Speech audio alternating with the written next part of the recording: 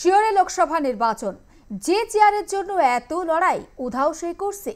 ভোটের মুখে এমনই দৃশ্য দেখা গেল বাঁকুড়া রথতলা এবং রামপুরে তৃণমূল বিজেপি কার্যালয়।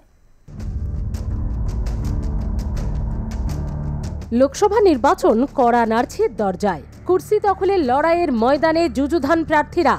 কে এগিয়ে কে পিছিয়ে তা নিয়ে চলছে জোর চর্চা।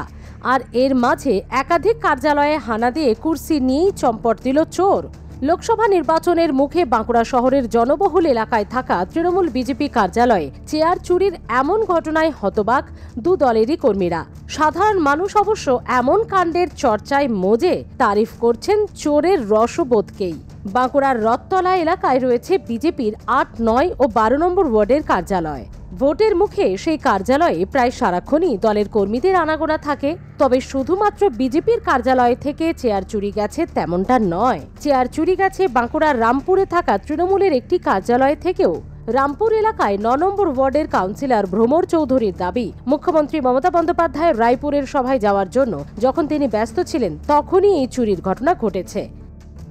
ঘটনা ৮ তারিখে আমরা মমতার সভাতে খুব ব্যস্ত ছিলাম। সেই সময় হঠাৎ একজন সিভিক ভলেন্টিয়ার আমার এখানে আসে, বলে একবার চাবি খাড়িটি অফিসে দাও, কতগুলো ফ্ল্যাক্স আছে আমরা এখানে অফিসটাতে রাখবো।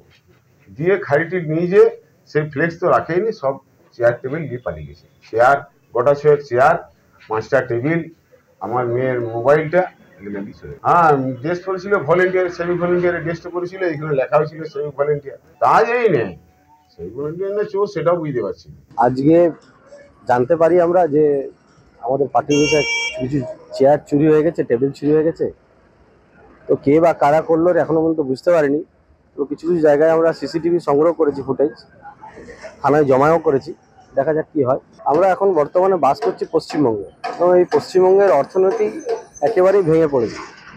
তো অর্থনীতি ভেঙে পড়ার জন্য বেকারত্ব বেড়েছে। তো স্বাভাবিক আছে, যেখানে বেকারত্ব বেড়েছে সেখানে এরকম চুরি তো বাড়বেই।